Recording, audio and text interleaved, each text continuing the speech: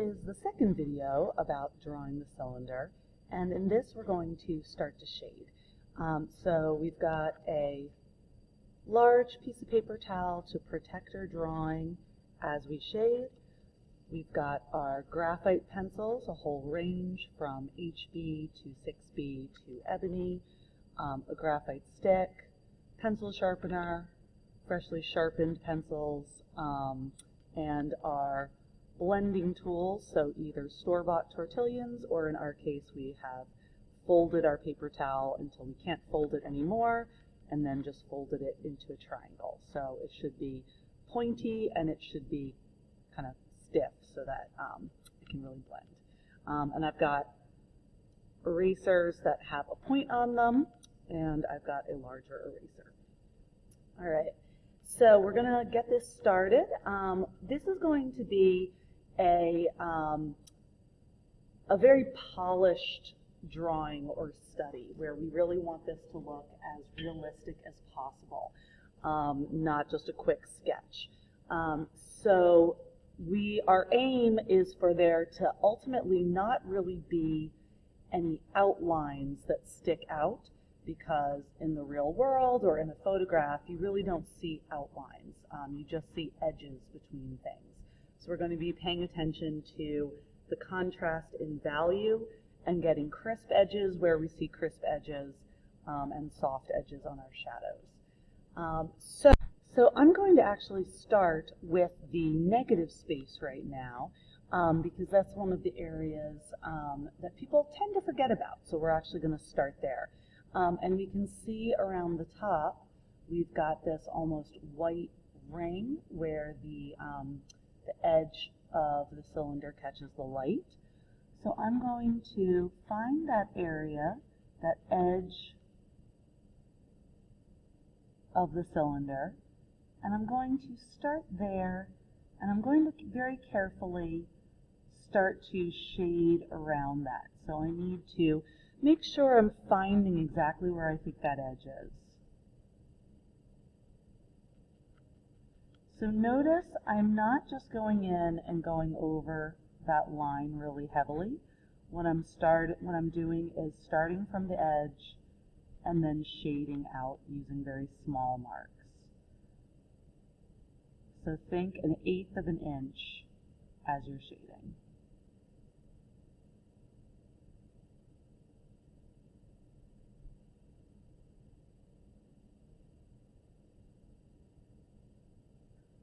So I'm actually not pressing very hard. I'm using a 2B.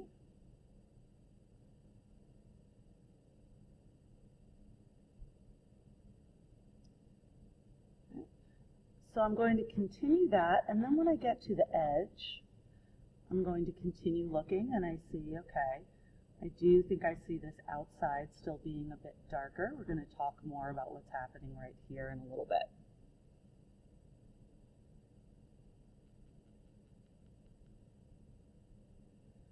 So where I'm shading right now, I'm establishing that will be the very edge of the form.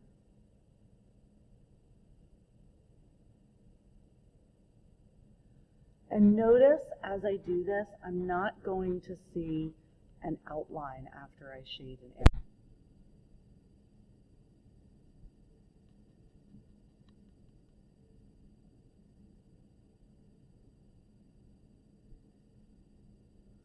So even where I might be establishing a little bit of a firm edge first, I'm then starting from that edge and I'm just shading outward from there. At this point, it might look a little bit like an extra thick outline, but we need to make sure that as we go, we take care to connect our shading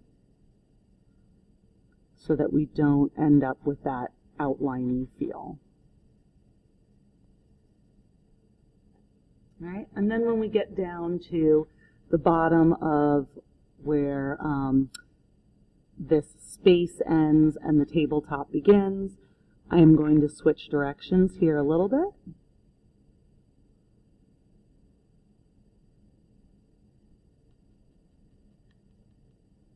Okay, so I created that sort of buffer zone there before I continued shading down. Okay, now I mentioned I was going to talk about what was happening in this area in a minute. So I'm going to these diagrams, and as we look at both of them, what we've got is our lighter side, our darker side, and then at the very edge here it gets a little bit lighter, so that's labeled reflected light. Similarly, on the very edge here, there's a little bit of a shadow being caught. In this image, I would say that the light is coming not maybe directly from the side as much as it is in our photo where we've got the window directly to the right side, but maybe a little bit more from the front and side. So we do have a little bit of shadow coming around here. But the part I really wanted to talk about is that reflected light. So that is what is happening in our photo as well. It's kind of subtle, but we do see that little bit of a lighter edge there, and then it gets darker behind here again. And if you look at this really closely, you'll see this darkest part of the shadow, and then it gets just a little bit lighter again toward the edge. So that's something that's going to be important as we start moving forward with this. Down here, the cylinder, even with that reflected light, is darker than the table.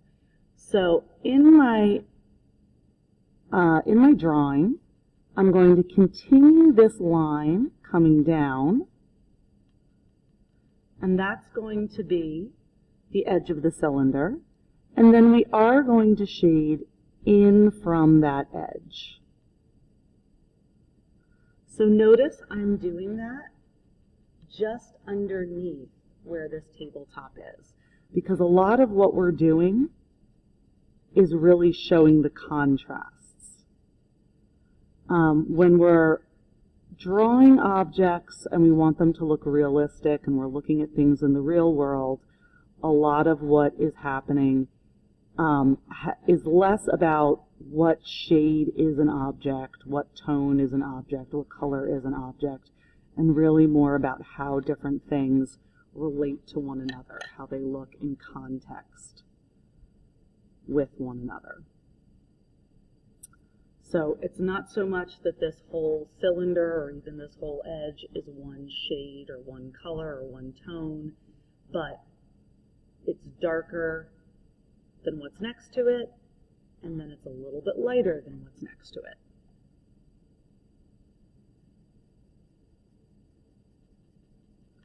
Okay, so as I'm shading this, again, I'm making sure that the outline does not stand out and I'm shading inward. As I'm starting to approach this area, again, this side is going to be a little bit lighter.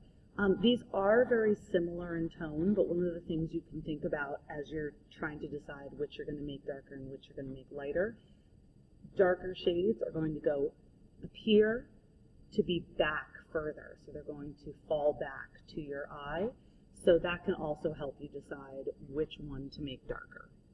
Okay, as I continue shading this, I'm really still drawing, so I still have some sort of light sketchy lines on here. So I'm going to be erasing and making this really nice and straight as I shade.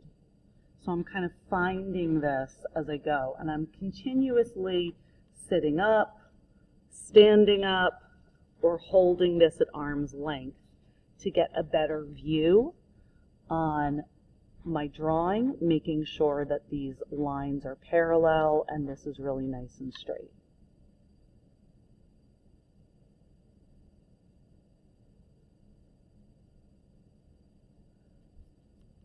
And I'm going to continue looking all the way down to the bottom of that cylinder. And again, making sure that everything is really lining up. So making sure that edge of the cylinder is really horizontal.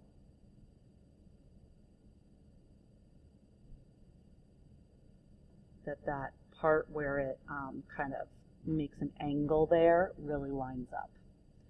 And one of the things that I'm noticing as I'm scrolling down is that down here this appears even darker. So I'm going to start, as I'm shading down there, I'm going to make that even a bit darker.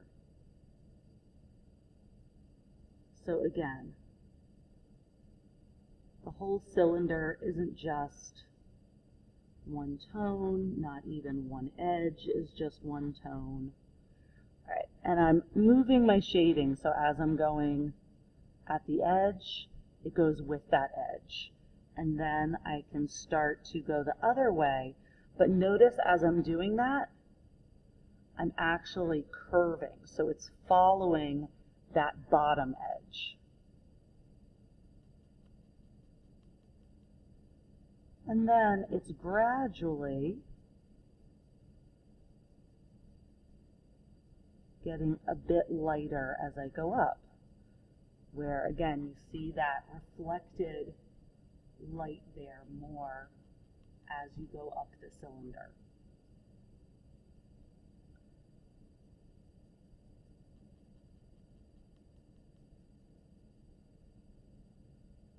All right, now I'm going to go ahead and I'm going to continue that shading off camera for a little bit. Remember, as you shade, you want to use these very, very small 1/8 of an inch marks, just making sure that as you do that, your marks are going one direction, and if you do change, again, if I want to go this way, I'm going to create a bit of a curve that would match that bottom and that top curve.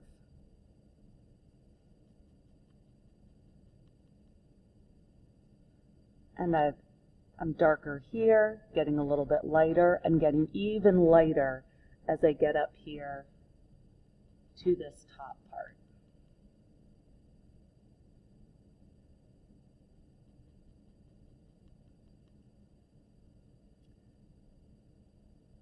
Now, as I start to go across the cylinder, I want to get darker in this core part of the shadow. And as I start to move in, I'm also going to see this strong contrast here along the rim. So I'm starting to create that strong contrast, and remember that we've left this very top part of the rim white. So dark right here underneath it, and white on that part where it catches the light. So I'm moving across there, and that's going to go from my lighter gray to this core part of the shadow. Watch out here, I look like maybe I'm getting a little bit too much of a line, so if that's happening, I'm just erasing a little bit, making sure that I don't have what's appearing to be a hard line there. And I'm going to turn the paper as I need to.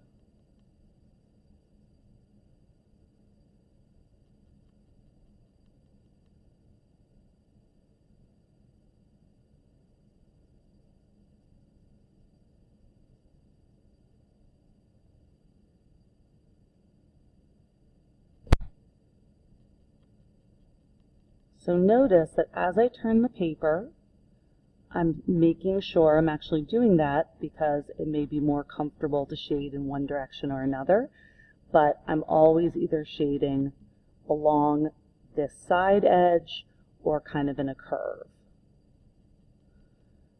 Now one thing I can do, this has been pretty slow going so far, one thing that I can do to speed this up a little bit, once I have enough of this shading completed, that I have a little bit of this buffer zone going on, I can use my graphite stick. So I've got a 2B graphite stick, kind of a medium shade. And I can use my graphite stick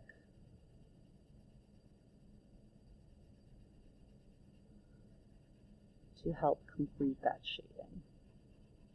So notice we are getting a bit of a different texture here. So if you use this, you are going to have to make sure to connect those. It took a second to just brush off any kind of eraser crumbs that are underneath my paper. Right. And then I'm going to put a little more pressure on this area where I want to have that core shadow. Then I'm going to come back in with my lighter pencil and I'm going to connect these.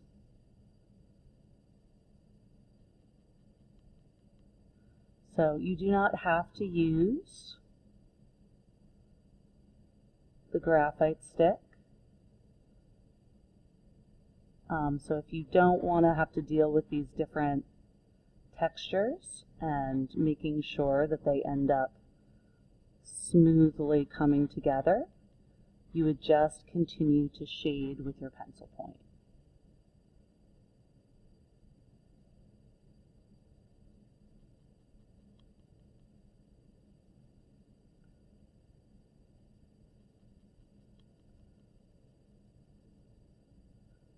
So at this point, I'm moving from that kind of medium gray area,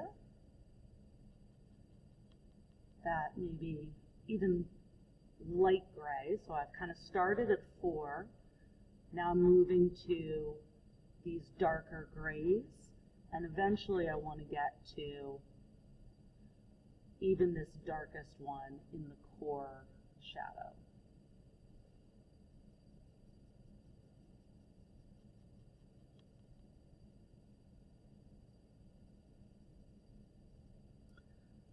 So now I'm going to be switching to a darker pencil, a 4B, a 6B, or an ebony. So now that I have enough shading done, I'm going to make sure to get out my paper towel and I'm going to try to protect my drawing as I shade. So I'm being a bit cautious and I'm starting with my 4B.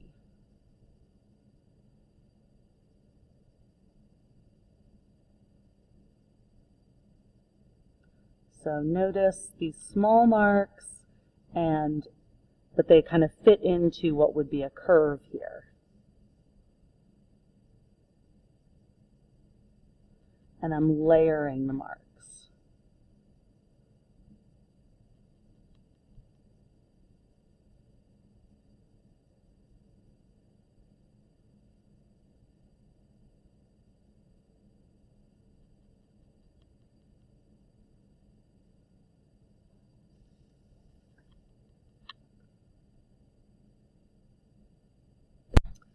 So I'm pausing here before I get to the darkest part of my shadow because I also have some dark areas down here at the bottom and up here. So I'm going to continue now with some of these areas so that as I draw, all of these shadowed areas are balanced with one another. So again, as we're drawing, or as we're shading, we're also continuing perfecting the drawing itself. So as we drew in this rim here of the cylinder, we noticed that it changes its thickness. So it's fairly thick here, maybe even getting just a little bit thicker here, and then starting to get thinner as it moves back. So as you're shading here, you're going to make sure that you're also looking and making sure that you try to match the two different sides. So here is probably the darkest shadow, not probably, it really is the darkest shadow of the whole drawing as it actually exists in the photo. So again, I'm following the edges, and since this is the darkest area, you're going to use one of your darkest pencils. I'm using the 4B you might choose to use the 6B or the ebony. Just keep in mind the 6B does smudge quite a bit. So it's really, really important then to use your paper towel. So as I'm going across this, I'm noticing that it's starting dark and then it's going to get lighter in this area and even lighter with this soft edge.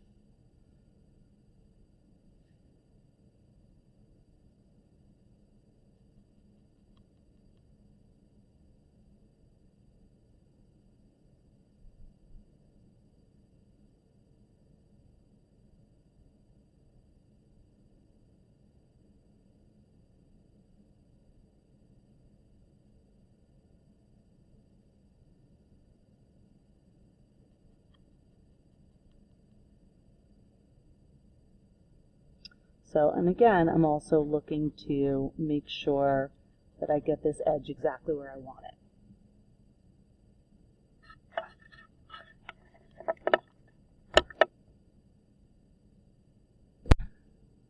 And I can also keep going with this top edge. So by shading these two areas, I'm really making that white edge in between them pop out.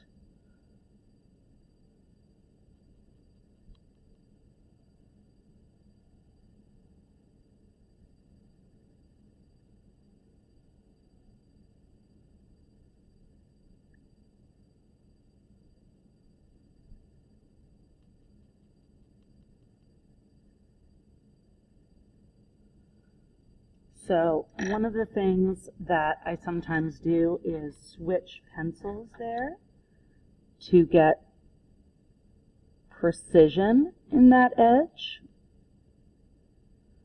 So I shaded it, but it wasn't quite as crisp as I wanted, but I have a sharper point. I can get a sharper point on that lighter pencil, so I'm going back over that to get that crisper edge.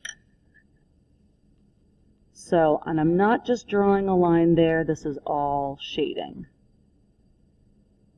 And I'm really using those very small 1/8 of an inch marks. Okay, then as this edge comes over here, it's getting thicker again right at that edge. So I can also draw with the pencil and define, okay, it's getting thicker there as it curves around, so what we can see. And then it's even popping out a little bit here at that side. So that round part is coming out and over top a little bit from this edge here. And this edge is going to be quite light in comparison to the background.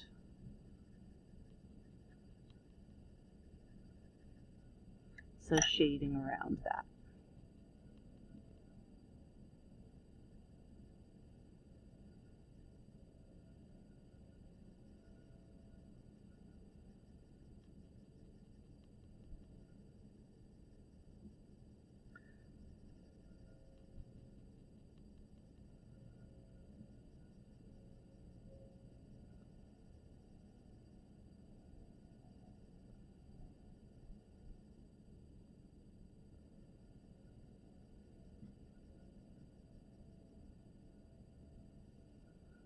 So we have this beginning to take shape.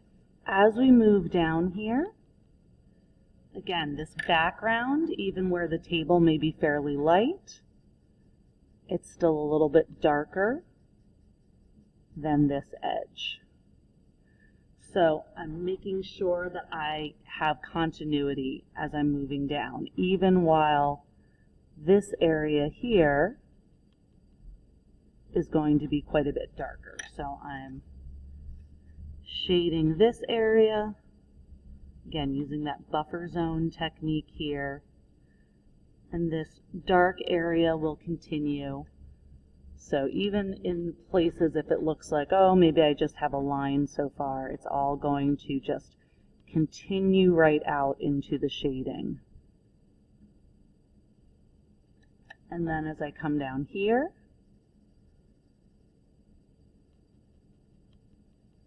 again, starting with that buffer zone. Now this will be really important as I'm shading this part. I may be starting with the buffer zone, but as I continue, I'm going to be using horizontal marks because those will make it feel like this is actually a table. If I'm just using vertical marks to shade in this area, it's going to make it feel less flat. Instead, it'll kind of pop up toward you. So those vertical marks are just going to be used here at the very edge. So again, just going bit by bit, and I'm kind of erasing out any stray marks here that are still here as I go.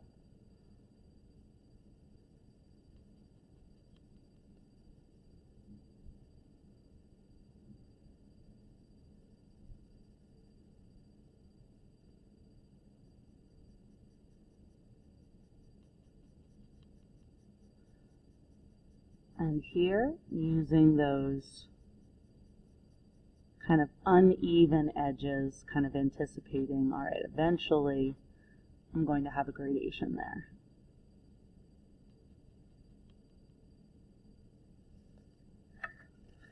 All right, so I'll take a pause here in the video and come back. All right, so before we break from this part of the video, we've established that we've got our darker side, including the reflected light, then coming into a darker tone. We've got this dark shadow here, and we're starting to establish that this area around and above is going to be darker, and that the table here will be a little bit lighter. So again, using that idea that the darker shades will go back in space. Eventually, when we come back, we'll have this shadow here as well.